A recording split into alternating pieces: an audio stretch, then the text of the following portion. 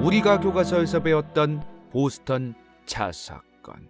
진정 보스턴 차 사건은 도대체 왜 일어났던 것일까?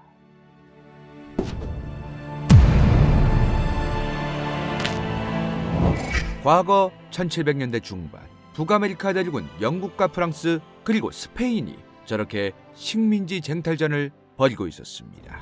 저 북아메리카에 있던 영국의 식민지에는 당연히 영국인들이 살고 있었고 말이죠.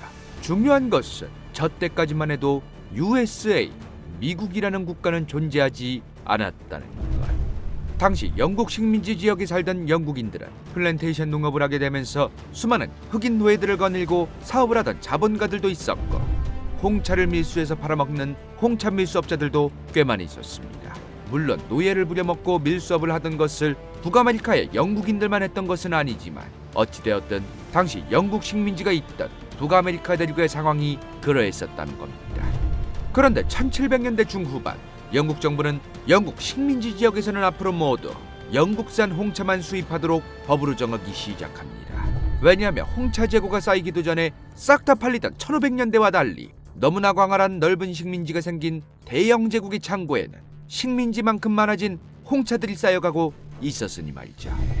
그런데 북아메리카 대륙에 있던 영국 식민지에 살던 영국인들은 대부분 영국산 홍차를 먹지를 않았습니다.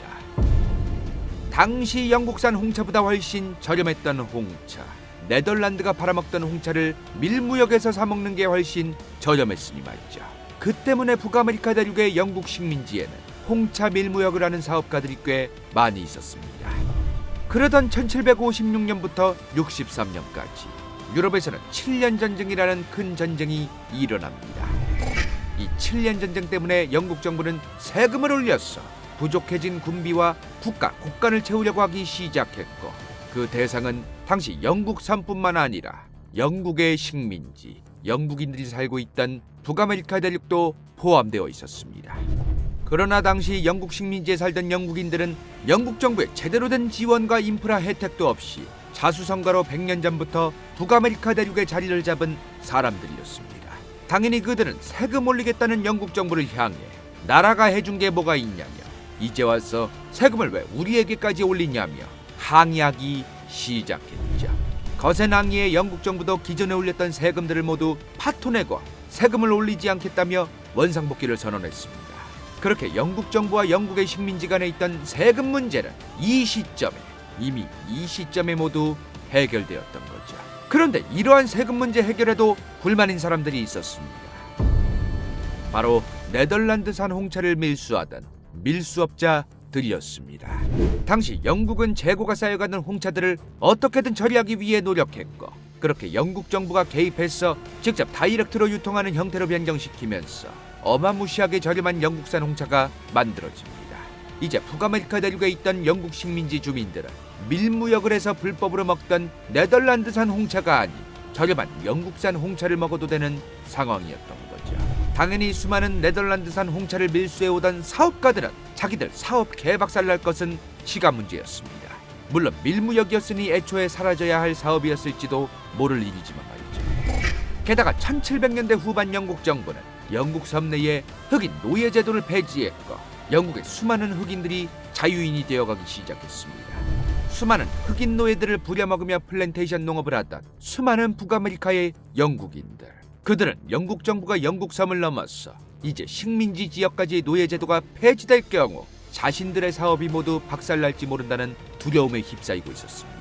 그렇게 홍차를 계속해서 밀수하고 사업을 유지하고자 했던 영국 식민지의 영국인 사업가들, 그리고 흑인 노예들을 계속해서 거느리고 싶었던 영국인 사업가들, 그리고 국가를 새로 만들어서 자신들이 정치를 하고 싶어 했던 정치가들까지 똘똘 뭉치기 시작합니다.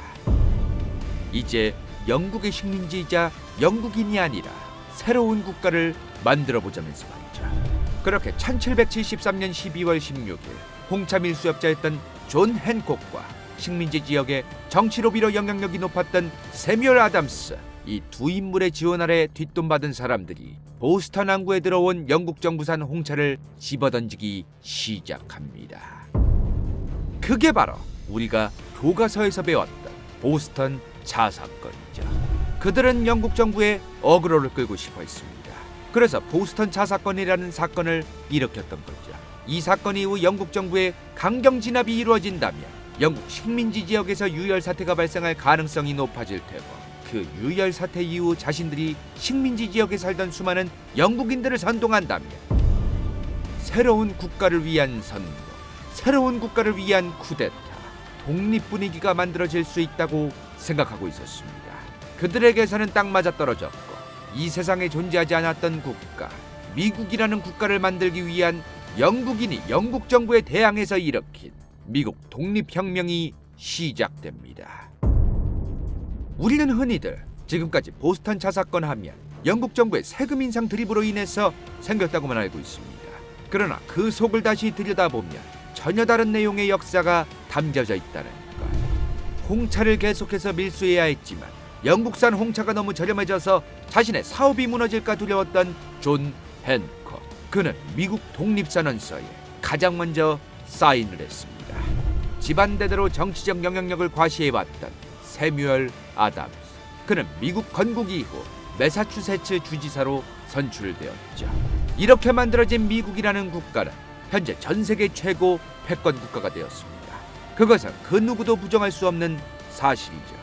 그러나 전 세계 초강대국이라고 해서 반드시 역사까지 그럴듯하진 않다는 것.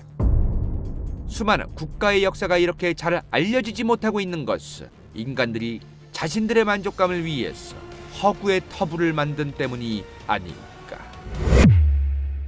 그리고 그 터부에서 대한민국은 예외일까. 지금까지 효기심이었습니다. 볼만했다면 좋아요와 구독, 재미없었다면 싫어요를 눌러주십시오.